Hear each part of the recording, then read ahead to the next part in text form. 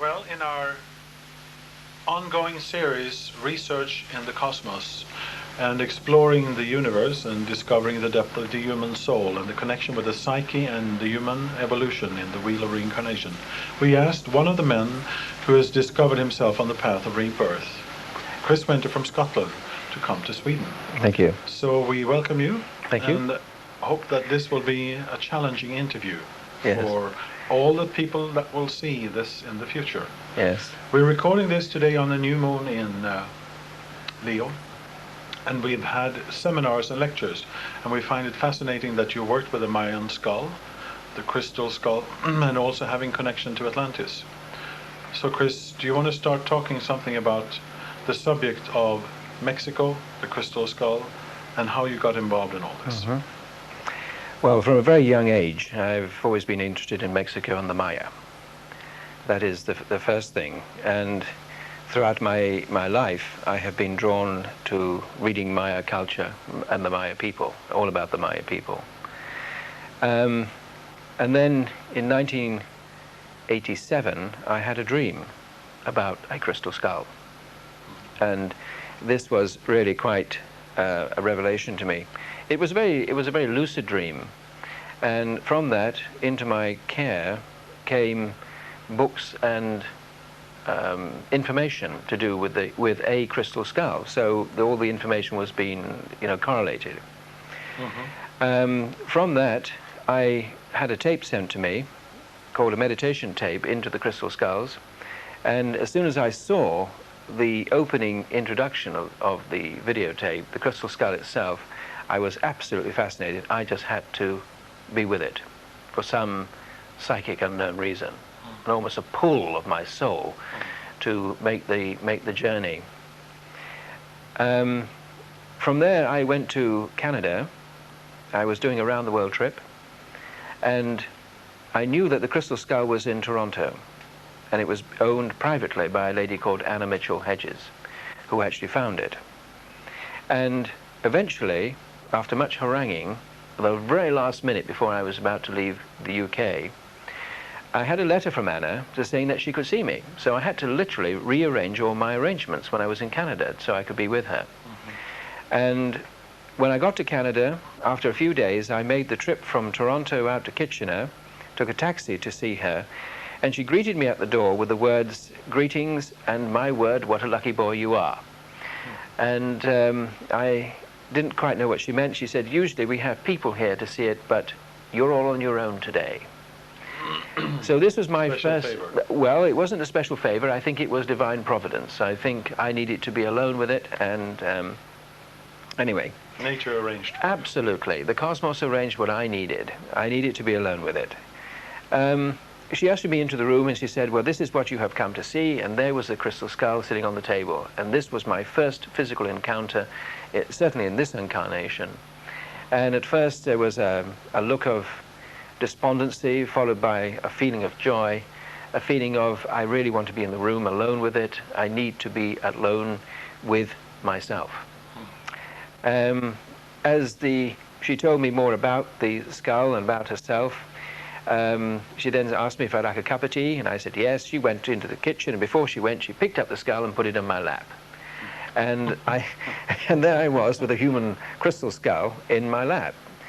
I really felt very strange with it because the jaw was still left on the table.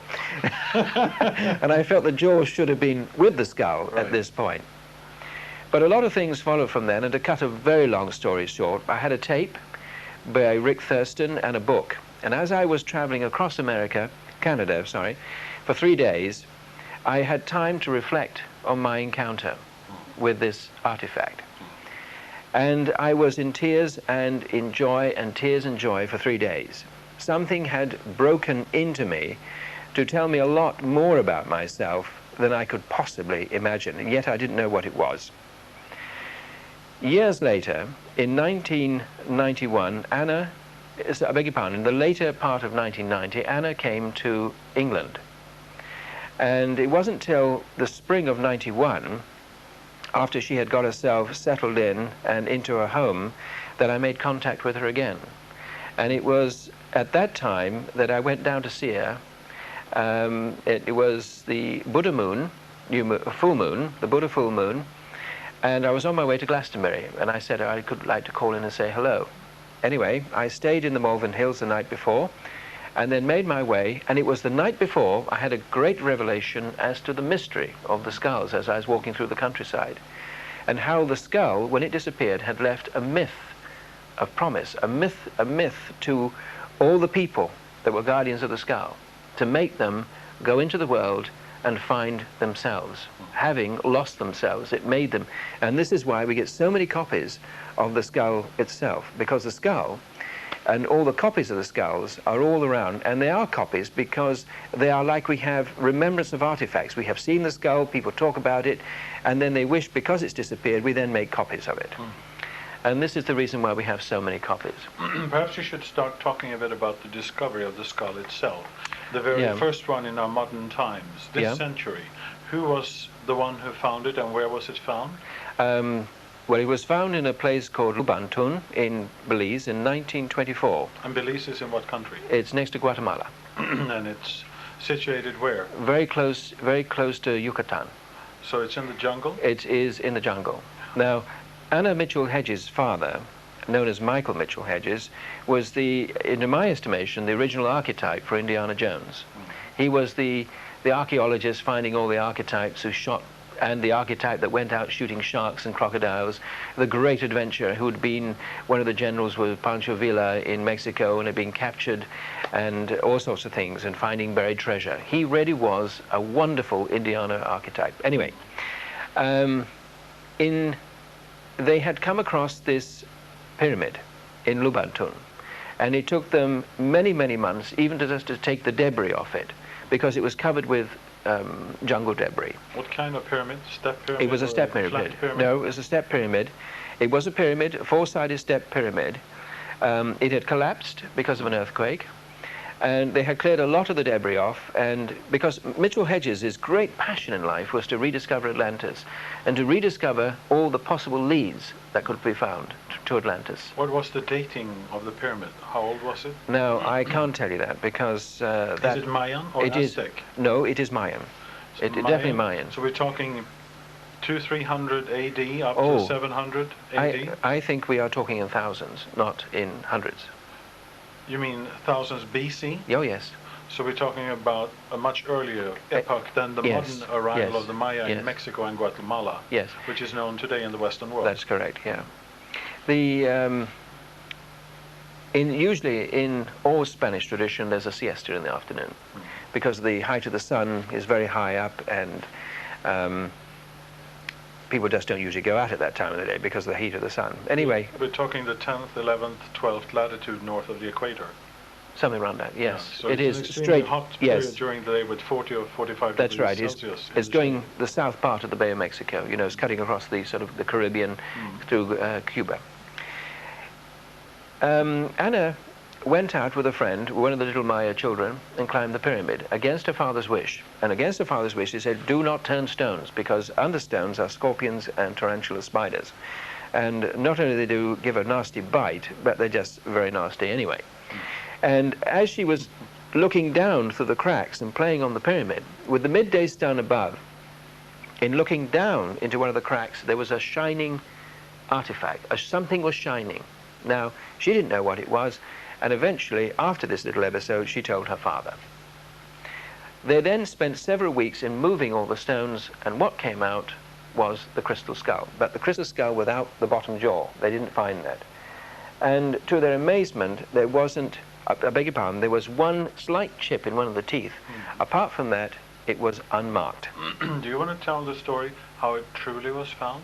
Was it inside the pyramid, on top of the pyramid, or next to the pyramid? It was down in a chamber, down inside the pyramid in a chamber, where a lot of rocks and things had collapsed, and there was a lot of heavy debris around, and where the skull mysteriously, and I don't say this mysteriously because there are no coincidences, was just lying there with no rocks on top of it, as if it had mysteriously escaped a crushing.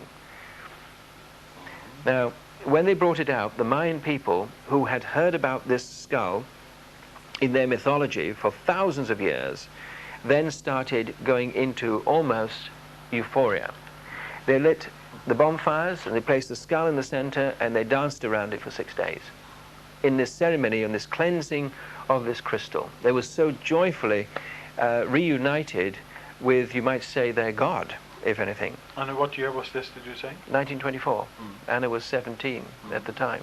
And it was found, brought up exactly on her 17th birthday. So it's 13 years after Machu Picchu was found in Peru. Is that right? Yes. 1911. Yes, yeah. So it is interesting that a lot of these things are coming into our consciousness now. They're almost like we're being drawn to these artifacts for the grand remembrance of the human psyche. What would you estimate the origin to be of the crystal skull? Is it Mayan or is it pre-Mayan? Oh, definitely pre-Mayan. Definitely pre-Mayan. What are we talking about in numbers, as far as thousands of years? Well, we can be talking anything up to people who have channeled the crystal skull are talking anything between 90 to 100,000 years old. So we're talking about the Atlantean era? Very much so. Or is it Lemurian? No, it is Atlantean. And where in Atlantis was the skull situated? Where was it placed and what was the function of it? Well, my particular recollection, and I can only go with this having spent some time with the skull, and the memories are starting to come back little by little in flashes. It was kept in the Temple of One, which was situated within the Bermuda Triangle, which is in the Bahamas. Today? Yes, in that geographical situation. What was the location in Atlantis then? Was this in a temple, or was this among a number of temples, or how was it located? Now this is an interesting question, because I have to paint a picture here for you. The temple was not a physical step pyramid temple. It was a temple that was constructed of light, holographic light, which came from almost from the skull itself. The skull was emanating the geometric form, which then was thrown up into the atmosphere and forming a halo of beautiful lights. Now, I saw that when I was on the island of Bimini. I saw it with the inner eye, not the outer eye, in the remembrance of the temple there. These wonderful columns of silver light and blues and greens, colors that we just don't seem to have on the earth today.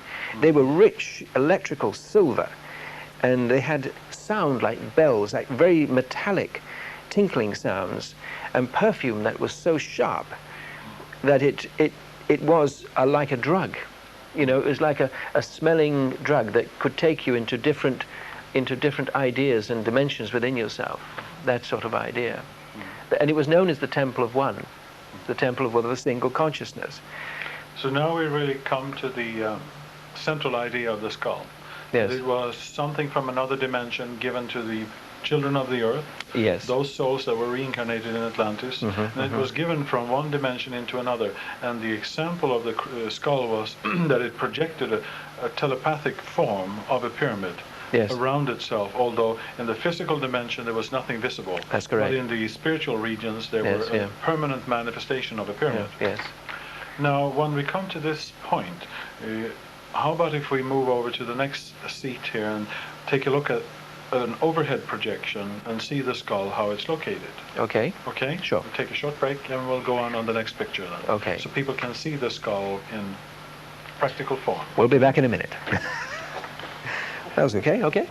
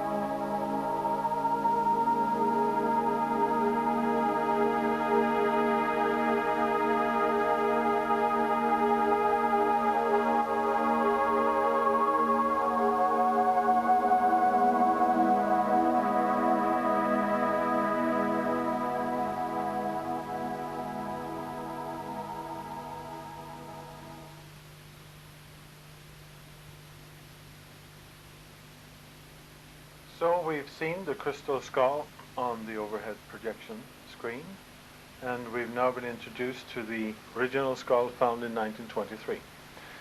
Now 24. 24. We're interested to know a little bit more about Anna Mitchell Hedges and her father, what she's doing today, and how the skull has gone after it's left Mexico. What parts of the world has it been kept in? Mainly it's been kept in Canada, in Toronto, where Anna's been residing. She's been to England, and the skull's been across here. But at the moment she's living near Chicago, and I believe that she's going to be moving back to Toronto. But the reason why she moved to America was to start a foundation, a charity foundation, to raise money to help the Maya people, which her father was so passionately involved in. He was so disgusted the way that this wonderful civilization that had been treated so badly and had so much disease that he vowed, when the Mayas gave him the skull, to go and to take the skull around the world, to show them the skull, so it awakened consciousness, so the people would be awakened. That's nice. The Mayan culture, you're saying. Well, we saw before, in the beginning sequence of the film, the Aztec calendar. We know that the Aztec calendar is signifying solar epoch changes. We know that the Aztec calendar has a Mayan background. And we know that they were experts in time travel. They were also able to give prophecies and predictions for hundreds of thousands of years.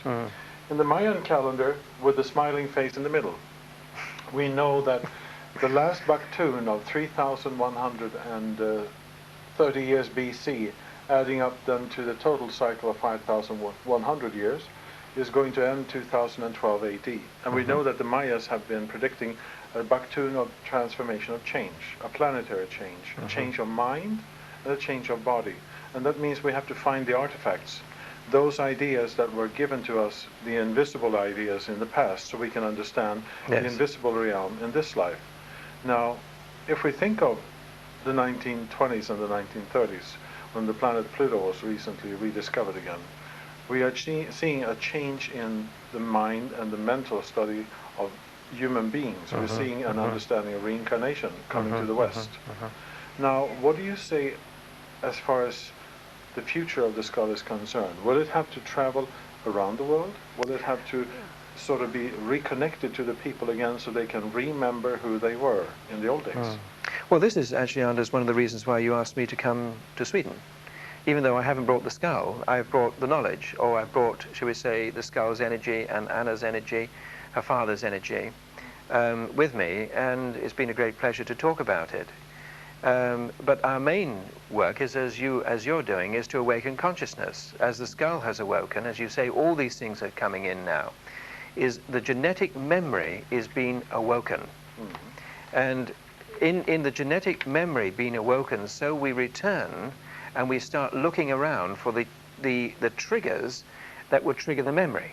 Now, a lot of people I've met who have been in touch with the skull have suddenly, some people come in and they are in tears. Some people come in, they can't stop laughing. Some people have no reaction at all.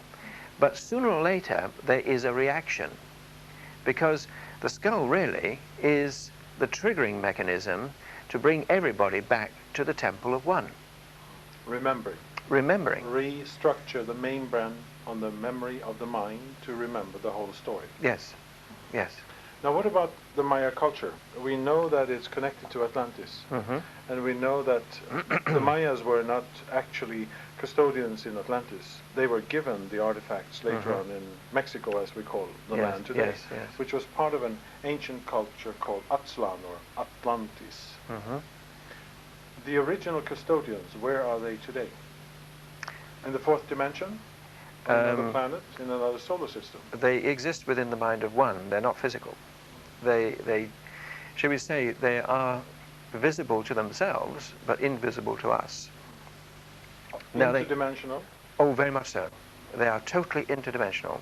They are visible they are known in all dimensions, because they are the mind of one. And the mind of one is totally open-ended. It has no closed system where it has no beginning and no end.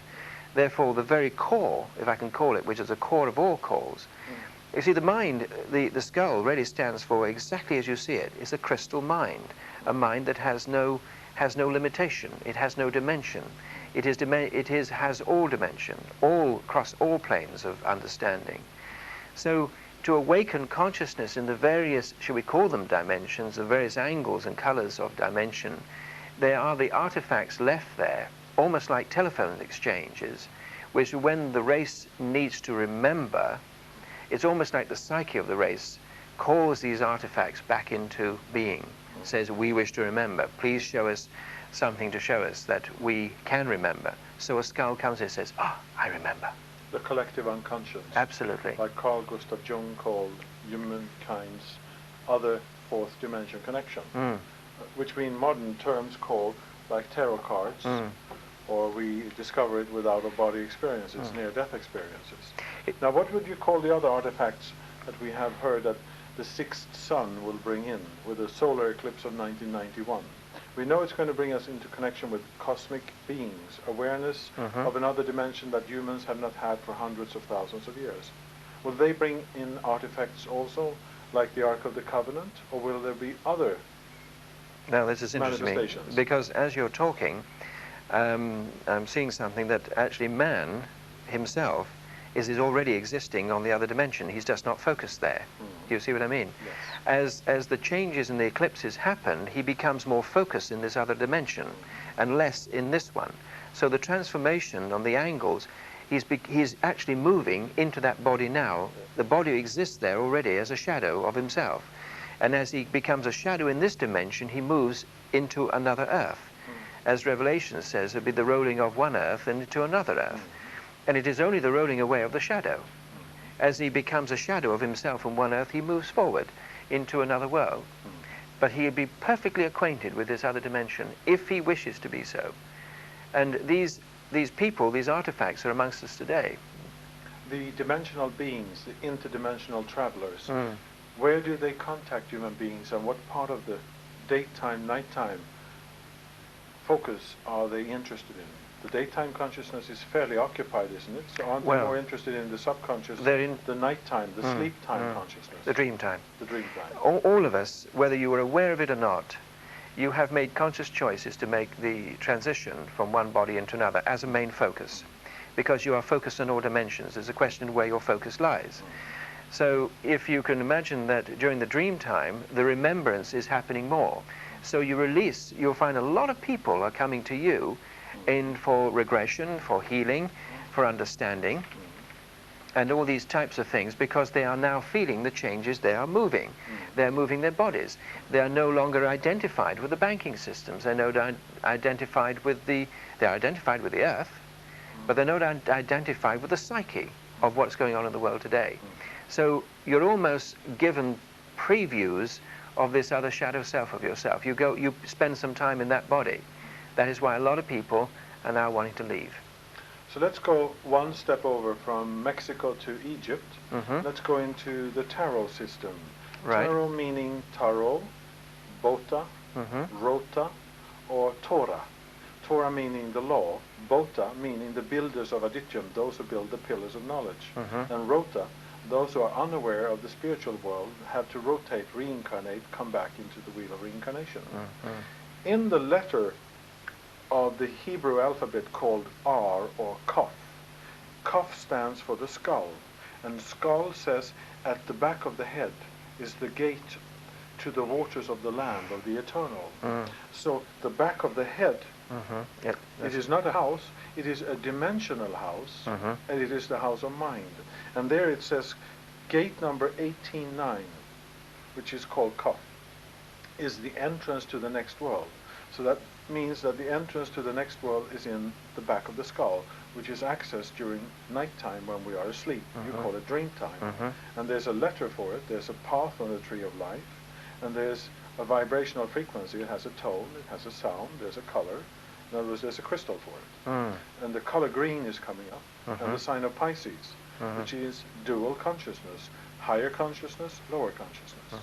Now my question is then, is the skull going to open up the door to higher consciousness so we can access the higher self? Is that one of the doors that will open up in this age that we're sort of like gazing into the fourth dimension? We're getting into the age of Aquarius.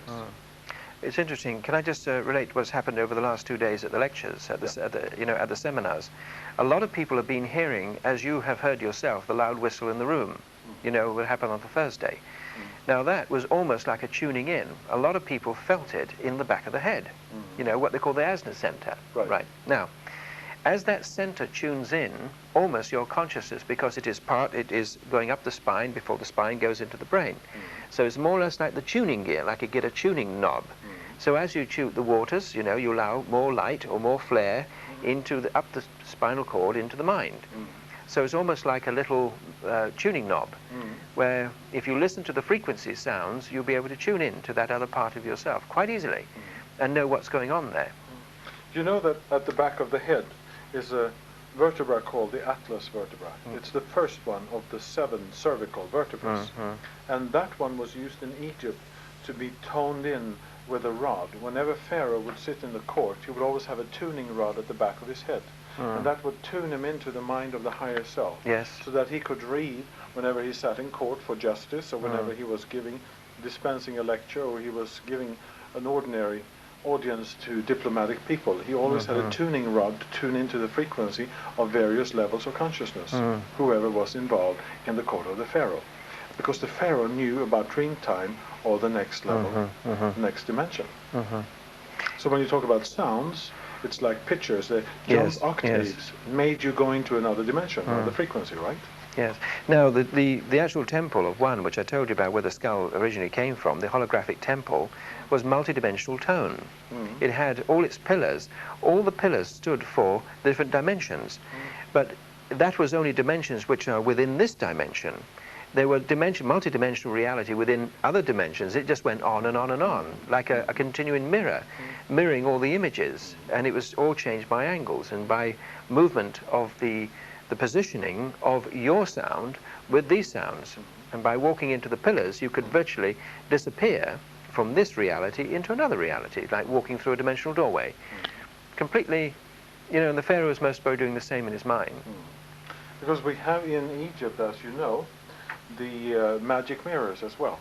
They were also in Mexico. And they've been found all the way back in India and in China. People could use a mirror so they could mirror their own mind, and they could tune into a different frequency, and they could access a different dimension. That's right. It's interesting because Mitchell Hedges was a wonderful collector of mirrors. That's what his great passion was.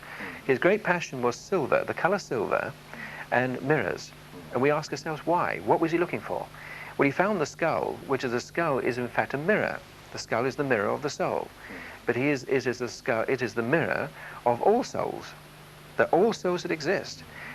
And his great passion in mirrors was to find the Hall of Mirrors in the Maya temples, which was multidimensional consciousness, walking through, literally your body completely disappearing and walking through as if your consciousness no longer takes the mirror and it takes your consciousness into the next dimension without the body. But the body stays here, so you can go space traveling and come back through all the mirrors back into the body quite happily, and then relate the dream time, what you've had, you know. Which the Indians called gather yourself in a circle and tell your story. Is that right? As they travel through their dreams, they go vision hunting, right? Yes, yes. And in Egypt, they had the court of the Pharaoh, was also to share the dreams of the inner planes and the inner consciousness, right? Yes, yes, yes. Interesting multidimensional entrances in different cultures that we've seen on Earth during the last 26,000 years. I think we'll give the word over to you, and you can address our audience and the viewers, and they can see the philosophy and the spiritual significance of the consciousness of the law of one connected to the skull. So we'll give the word over to Chris, and we'll let him use the overhead. Okay. All right? Right. Next phase. I just want to say something about what Anders was talking about the color green. Many thousands and millions of years ago, I beg your pardon, many millions of years ago, a stone came to Earth. It came from the constellation of Pleiades, and it was a gift to this little planet because it knew that one day, in its own time and space, in its cycle of evolution, it will need the consciousness like the crystal skull, to awaken. In this particular day and age, mankind is now awakening to his heritage. And that heritage is basically himself, his own heart, his own understanding of himself. For centuries, thousands of years, consciousness and the perception of consciousness has always been looking into the night skies and trying to look inside itself to find where it belongs. And it is constantly asking, who am I? And it was meeting the crystal skull that some of the clarity of all these questions started to be answered. And it didn't become answered through an intellectual mind. It became answered through a silent mind. It was not a mind that was moving, it was a mind that was observing.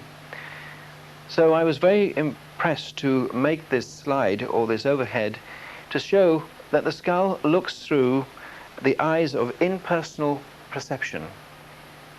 The skull is really a mirror. The skull is also the hologram within it, which shows the diagrams or the DNAs and crystal temples that once were situated in Atlantis. And each temple stood for a specific idea of a geometric, three-dimensional idea of itself. Now, I have never really thought too much about the geometrics themselves, because I think there are plenty of other people who are doing it.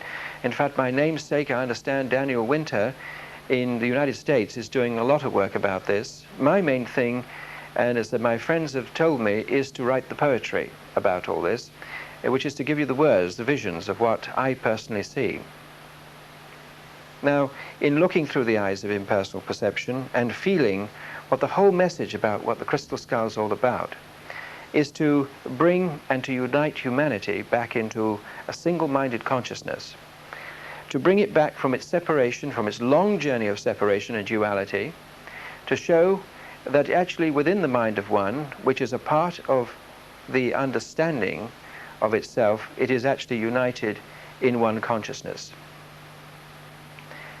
To most of us who have heard about the unified field, think very much that it is a thing that we can be taught, and I have heard Daniel Winter say, can we teach love? But it is for each to find its own frequency.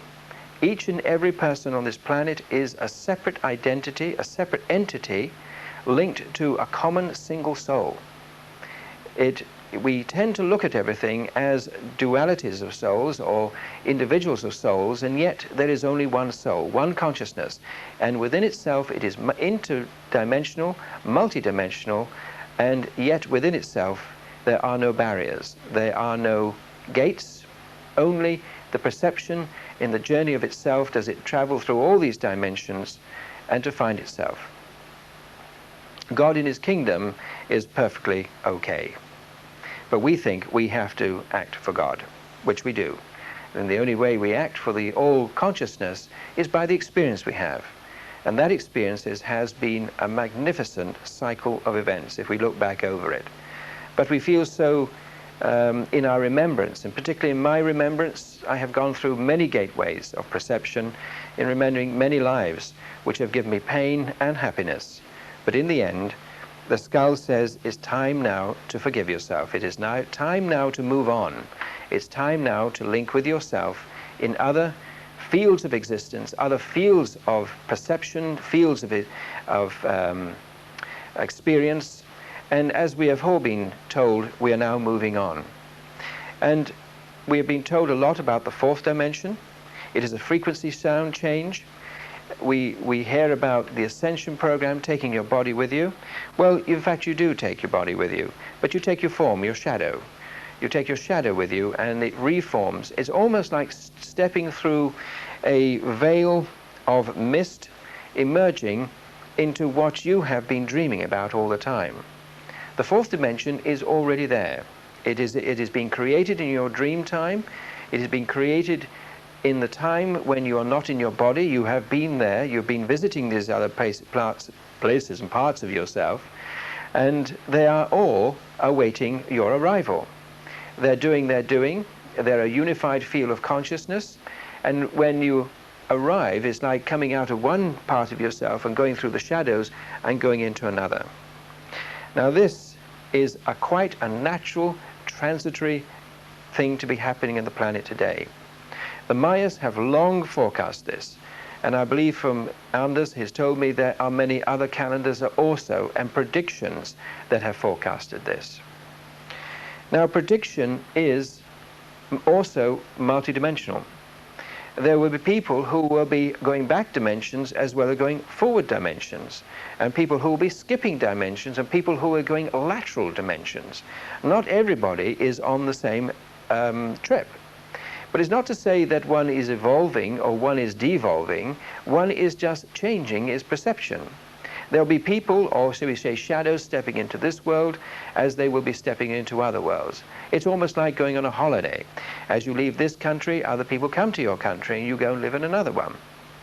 Well, the same thing happens within interdimensional. We are playing the game the same way interdimensionally as we do in our own world. We are separated by countries, which we can call dimensions. We're separated by races and creeds and ideas, which are the same thing, but dimensions.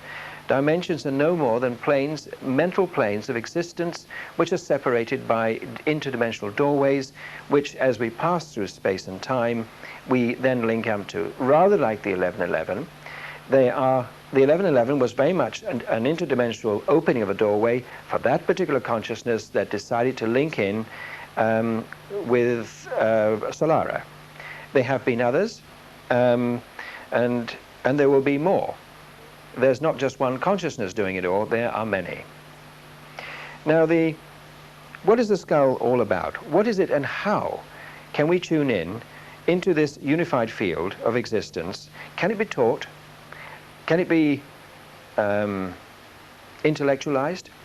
Can it be done in a way that we can possibly think of it and do it, or is it something that just happens?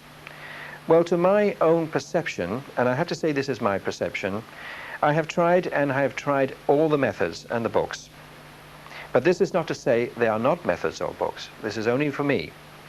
In finding, I found that by being quiet and silent, that we quite naturally, when the body assumes its natural sleep state, which is the delta state,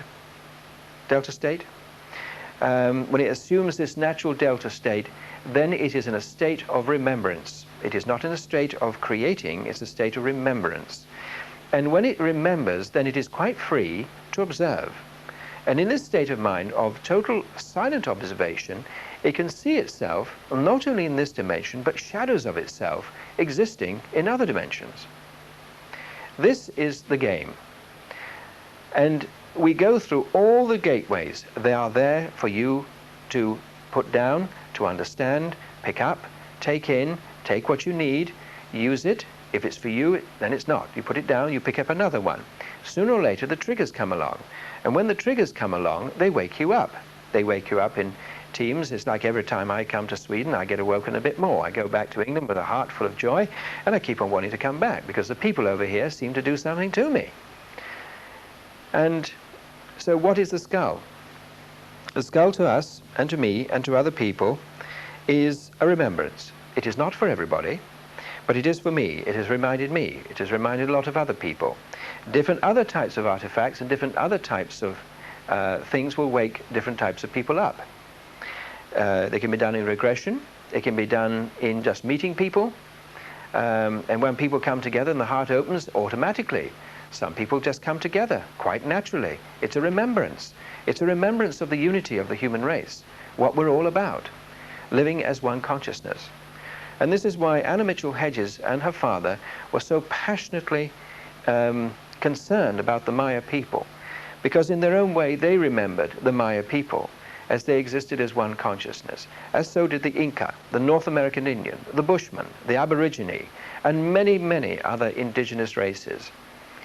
They are all the people that were able to live in the dream time, to travel quite naturally in the dream time, interdimensionally, to meet up with their spirits, as they call them, their brothers and sisters, and to bring back information and knowledge to the earth to assist us in our understanding, as we would give them knowledge to assist them in their understanding. All knowledge is intergalactic, interdimensional. It is shared with everything. The mind of one, the interdimensional ideas of the crystal skull, is plain and simple. It is universal love. It is nothing else but that. It is a mind that is so clear and is so free that it has no barriers on itself. It exists within all time, in all space. In fact, it doesn't exist in time and space. And a lot of things that it has taught me is how we create the reality of time and space, and how the Maya, the Aztecs, also created globes and ideas which they brought to us in their wonderful calendars.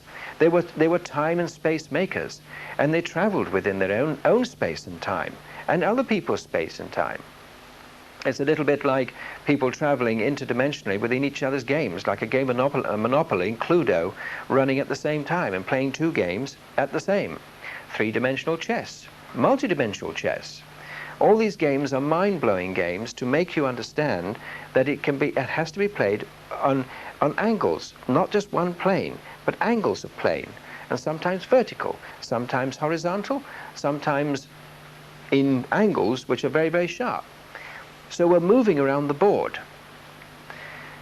Now the skull in itself, as I have mentioned, its main message is to look very deep within yourself, to awaken the self to its heritage.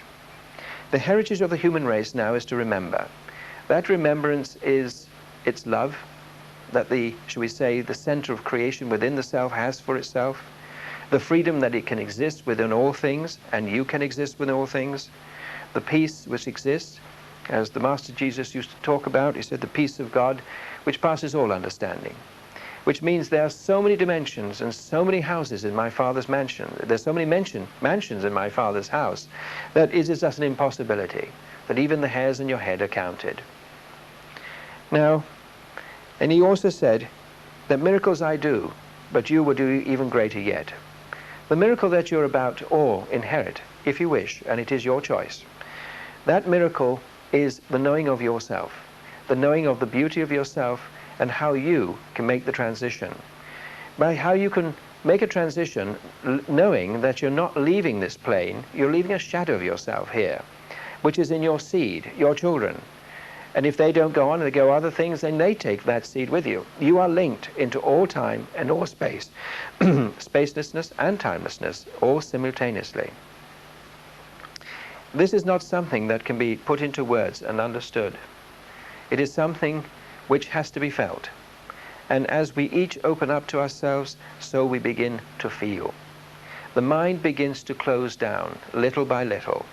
But the heart opens to show the spirals of consciousness, the clocks, the understandings, and we don't no longer look at things with wanting to know, we look at them knowingly, and that is important. I speak to you in this lecture not as one who is searching, but as one who is talking quite intuitively from my inner self, speaking to you as somebody who is observing. I'm observing the feeling of myself, of what it feels right. And in no way do I feel that it's wrong in saying anything that I have said. So I will leave this at this moment to say that I would like to invite Anna over to Sweden and to Europe, to England and to Scotland. There are a lot of people in the world, Anna, who would like both to meet you and to meet the wonderful artifact that you found. But I know whether the skull is buried or whether it is actively seen, its consciousness now is radiating from us. We are beginning to feel the transition. We are beginning to feel ourselves as the crystal skull, as the movement of ourselves multidimensionally, to move into this other sphere of existence. It would be wonderful to have a meeting. I call it the gathering, but it is the gathering of forces within you that culminate to a single point where they all meet as one. If that was to happen within all of us, then truly we would be a planet of unity, a planet of conditional, unconditional love. all coming to serve the whole. I also feel that to make this transition, we leave this little sphere with our blessing. We leave it with our consciousness, having united it by being brothers and sisters to each other, having no fear to make the transition. We leave almost the myth of ourselves behind, where we get written into the books and the history books of the earth. We become, by being ourselves, so we demonstrate to this planet in existence, which we call the third dimensional plane, its existence, its ideas of itself. What it will one day inherit as we move on, they will go round the cycle of duality and their experiences to make the world whatever they feel they wish to do. But we leave it with a promise, as the crystal skull did as well. We leave it with the promise that one day it will inherit the wind. It will inherit the unity of itself to move on, or laterally, to move it in any direction it wishes. But we move on in unity. We move on as one consciousness into a plane of existence which we call home. We move on in love. And we wish you the same. Thank you.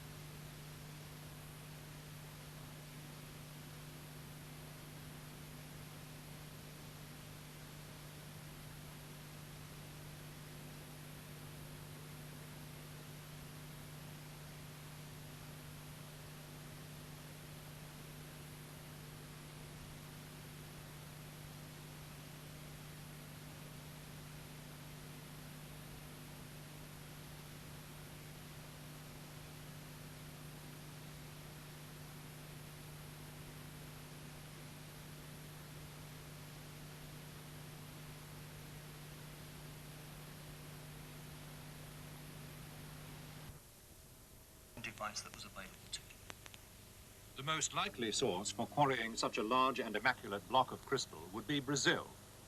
But where and when it was worked are pure guesswork. Whether it was worked in Honduras or Mexico, or whether it was worked in Europe or Japan or China, I wouldn't care to say. I just wouldn't. In terms of mystery concerning their origins, I think it's likely to remain mystery for a very long time.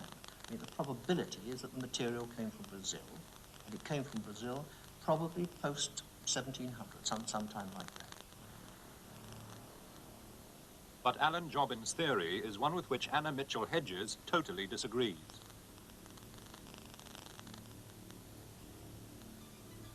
The skull was made long before that, about 3,600 years ago.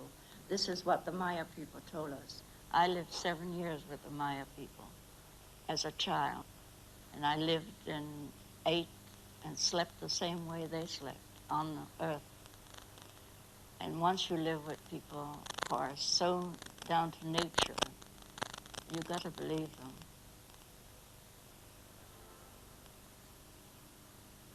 them.